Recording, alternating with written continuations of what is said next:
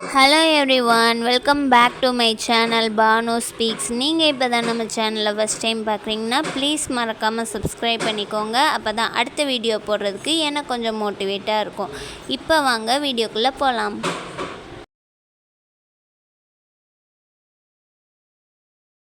Hi friends, welcome back to my channel Banu speaks. இன்றைக்கி நம்ம சேனலில் என்ன வீடியோ பார்க்க போகிறோன்னா ஒரு ரெசிபி வீடியோ தான் பார்க்க போகிறோம். என்னன்னு பார்த்தீங்கன்னா, நல்லா புசு புசுன்னு பந்து மாதிரி சாஃப்டான உளுந்த வடை எப்படி செய்கிறதுன்னு தான் பார்க்க போகிறோம். எப்படி செய்கிறதுன்னு பார்க்குறதுக்கு முன்னாடி நீங்கள் இப்போ தான் நம்ம சேனல் ஃபஸ்ட் டைம் பார்க்குறீங்கன்னா ப்ளீஸ் மறக்காமல் லைக் அண்ட் சப்ஸ்கிரைப் பண்ணிக்கோங்க. இப்போ வாங்க வீடியோக்குள்ளே போகலாம். அதுக்கு ஃபஸ்ட்டு நான் ஒரு டம்ளர் முழு உளுந்து எடுத்துக்கிறேன். நீங்கள் மெஷரிங்க்கு எந்த கப்பு வேணாலும் எடுத்துக்கலாம். இந்த உளுந்தை வந்துட்டு நல்லா 3-4 தடவை அந்த மாவுத்தன்மை இருக்கும் அது போகிற அளவுக்கு நல்லா வாஷ் பண்ணி எடுத்துக்கோங்க. நம்ம தண்ணி ஊற்றி வச்சோன்னா உளுந்து மேலால் தெரியணும் தண்ணியில், அந்த அளவுக்கு வாஷ் பண்ணி எடுத்துக்கோங்க. இந்த உளுந்தை 3 மணி நேரம் நம்ம ஃப்ரிட்ஜில் தூக்கி வச்சு ஊற வச்சு எடுக்கணும். வெளியே வைக்க வேணாம், ஃப்ரிட்ஜில் வச்சு ஊற வச்சு எடுத்துக்கோங்க. இப்போது 3 மணி நேரம் கழித்து உளுந்து எடுத்து பார்க்கும்போது நல்லா ஊறி 1 மடங்கு அதிகமாகவே வந்திருக்கு. நம்ம எதுக்காக இப்போ ஃப்ரிட்ஜில் வச்சோன்னா, நம்ம மிக்சியில் தான் மாவு அரைச்சி ரெடி பண்ண போகிறோம்.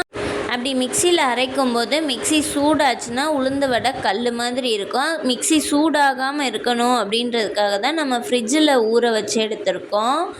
இப்போ நம்ம ஊற வச்சுருந்த உளுந்து தண்ணியெல்லாம் வடிச்சிட்டு நம்ம மிக்சி ஜாரில் சேர்த்துக்கலாம். மாவு அரைக்கிறதுக்காக தேவைப்பட்டால் கொஞ்சம் நம்ம உளுந்தை ஊற வச்ச அந்த தண்ணியவே சேர்த்து நல்லா திக்காக அரைச்சி எடுத்துக்கோங்க. இப்போ இந்த மாவு கூட நம்ம ஒரு பெரிய வெங்காயம் ரஃப்பாக சாப் பண்ணி எடுத்திருக்கேன். அது கூடவே காரத்துக்காக ஒரு பச்சை மிளகா, கூடவே ஒரு கொத்து கருவேப்பிலையை சின்னதாக பிச்சு போட்டு எடுத்திருக்கேன். அதையும் இதுக்குள்ளே சேர்த்துக்கலாம். நீங்கள் தேவைப்பட்டால் சீரகம் அப்புறம் மிளகு கூட சேர்த்துக்கலாம்.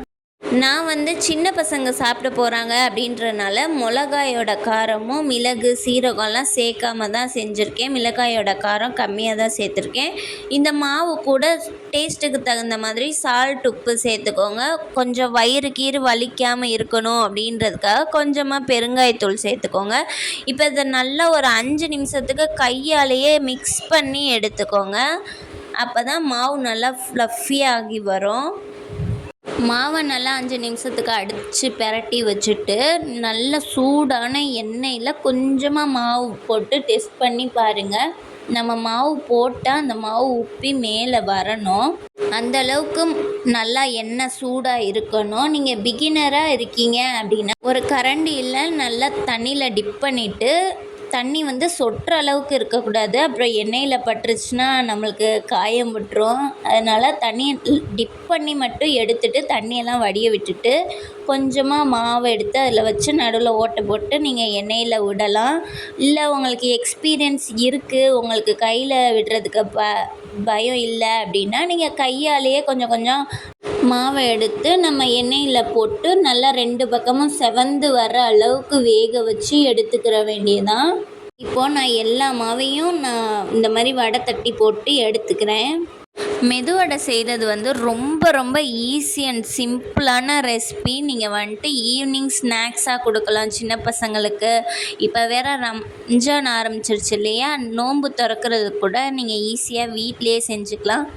என்னோடய நேட்டிவ்லலாம் நான் சின்ன வயசில் இருக்கும்போதுலேருந்து இப்போ வர ரம்ஜானுக்கு ஈவினிங் நோன்பு கஞ்சி, வடை, பஜ்ஜி, சமோசா இது தான் இருக்கும் மெயின் டிஷ்ஷாகவே. இப்போல்லாம் வெளியே போயெல்லாம் வாங்க முடியாது, நம்மளுக்கு டைமும் கிடையாது, போயிட்டு வர்றதுக்கு தைரியமும் கிடையாது. அதனால் என்ன சாப்பிட ஆசைப்படுறோமோ அதை வீட்டிலையே செஞ்சு சாப்பிட்டுக்கிற வேண்டியதான்.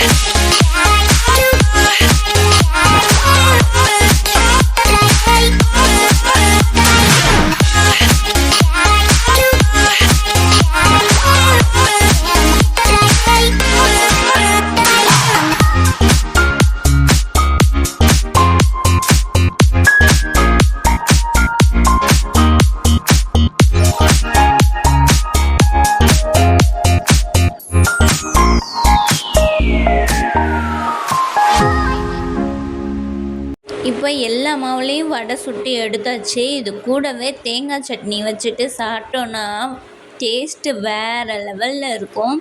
ஸோ அவ்வளோதான். இந்த ரெசிபி உங்களுக்கு பிடிச்சிருந்துச்சின்னா ஒரே ஒரு லைக் மட்டும் கொடுத்துட்டு எப்படி வந்துச்சுன்னு கமெண்டில் மறக்காமல் சொல்லுங்கள். மறுபடியும் வேறு ஒரு வீடியோவில் உங்களும் வந்து பார்க்குறேன். பாய்.